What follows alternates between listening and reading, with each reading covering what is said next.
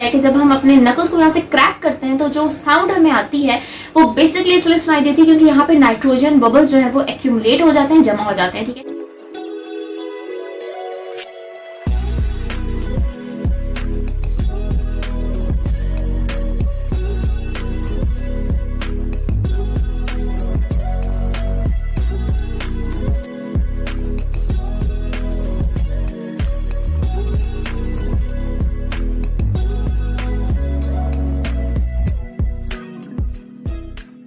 अस्सलामुअलैकुम, कैसे हैं सब लोग। उम्मीद है कि सब लोग ठीक ठाक होंगे, खैरियत से होंगे। तो मैं आ गई हूँ दोबारा से एक वीडियो लेके and I hope and I wish कि ये भी एक इन्फॉर्मेटिव वीडियो आप लोगों के लिए रह सकी होगी। ठीक है, तो अच्छा जी, तो आज की वीडियो में हम बात करने वाले हैं क्रैकिंग नकल्स के बारे में। तो बेसिकली हम देखते हैं कि बहुत ज्यादा लोगों को जो है शौक होता है कि वो अपने हाथ को इस तरह से जो है वो करते हैं और एक साउंड आती है। ठीक है, तो जब भी आप देखते हैं तो क्रैकिंग की एक वॉइस आती है, तो ये क्यों आती है और क्या ये हाथों के लिए करना ठीक है कि नहीं है। ठीक है, तो ये भी बड़े मजे का, मैंने देखा था एक दो लोगों ने सवाल पूछे थे इस बारे में, तो I thought why don't I make a video on this topic and tell you all about this thing. So let's start this video. तो कितनी सरप्राइजिंग और इंटरेस्टिंग बात है कि हमारी बॉडी का फंक्शन कुछ इस तरह से डेवलप है कि जब हम अपने नकल्स को यहाँ से क्रैक करते हैं तो जो साउंड हमें आती है वो बेसिकली इसलिए सुनाई देती है क्योंकि यहाँ पे नाइट्रोजन बबल्स जो है वो एक्यूमुलेट हो जाते हैं, जमा हो जाते हैं। ठीक है, तो जब आप अपने हाथ को इस तरह से करते हैं तो उसमें जो हमें वॉइस सुनने को मिलती है वो इस वजह से मिलती है। ठीक है, तो बेसिकली ये हार्मलेस है, इसका कोई नुकसान नहीं है, लेकिन हाँ बहुत ज्यादा करने से जो है वो ये हो सकता है कि आपको पेन हो जाएगी, डिस्कम्फर्ट होगा, या तो फिर आर्थराइटिस हो सकता है, यानी कि बोन्स की पेन हो सकती है। ठीक है,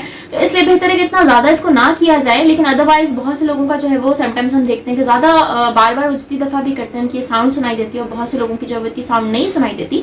तो इसका रीजन यही है कि time to time after some duration जो है वो हमारे नाइट्रोजन बबल्स एक्यूमुलेट हो जाते हैं और जब हम अपनी उंगली को इस तरह से मरोड़ते हैं तो बेसिकली उसमें से आवाज सुनाई देती है।